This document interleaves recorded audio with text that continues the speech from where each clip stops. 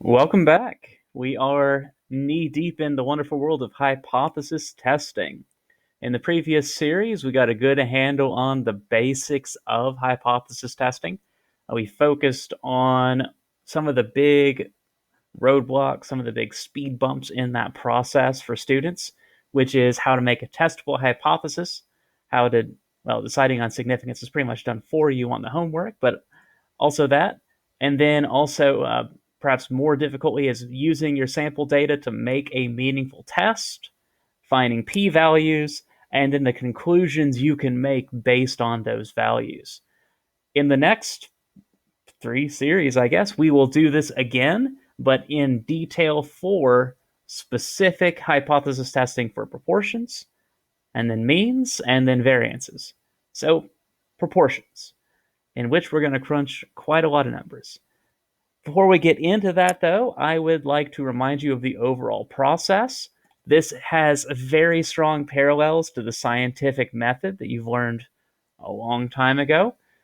It's just a little more math-based, a little more numbers-focused to make it better suited for statistics. But just like in the scientific method, you're going to start with some claim, some observation. You're then going to make a hypothesis that you can test. And that's going to be a two-part affair. It's going to have the status quo, the thing you can either reject or fail to reject, that's H0, and then the alternate hypothesis, H1. Once you've got that, you decide on your significance level, alpha.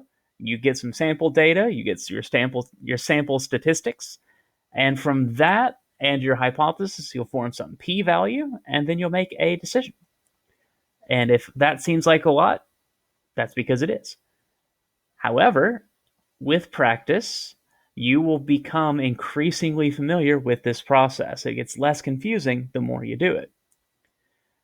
But rather than worry about the whole process, start to finish, and memorizing the whole thing, or being intimately familiar with everything start to finish, let's do it this way. Let's just get started, and we'll see where it takes us. To get started with hypothesis testing, you're going to make a claim, and you're going to turn it into a hypothesis. So just before you worry about the details and the nuance, just remember this. The null hypothesis is an equation. It is H0 equals number. And then your alternate hypothesis is going to be less than or greater than or not equal to symbols. So H0 is an equation, and the alternate hypothesis is definitely not an equation. Might be an inequality, might be a not equal to. And this is just something I keep saying. Always decide on alpha before you do your p-value, so that you'll have made your mind up in advance what you decide to be significant or not. And for this section, the equation to find your test statistic is z for proportions, and it's going to involve p hat, your sample statistic, your hypothesis proportion, and a q is 1 minus that, and n is your sample size. So I've got three examples that we will talk through this video and the next, and maybe the next as time requires.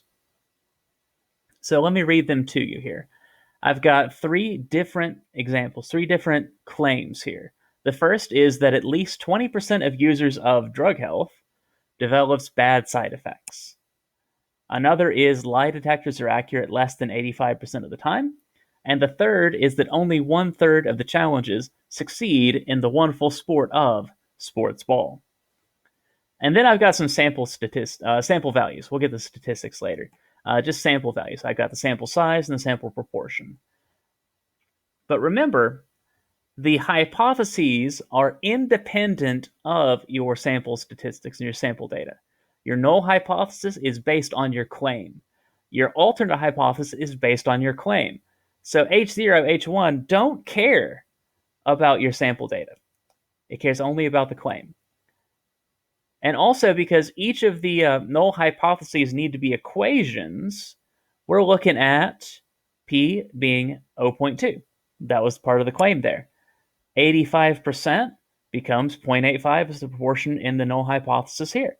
And then finally, 1/3 succeeds in sports ball. That gives me a hypothesis, null hypothesis of 0.33, equaling our proportion there. So we will stop here, and in the next video, we'll start filling out the rest of this table.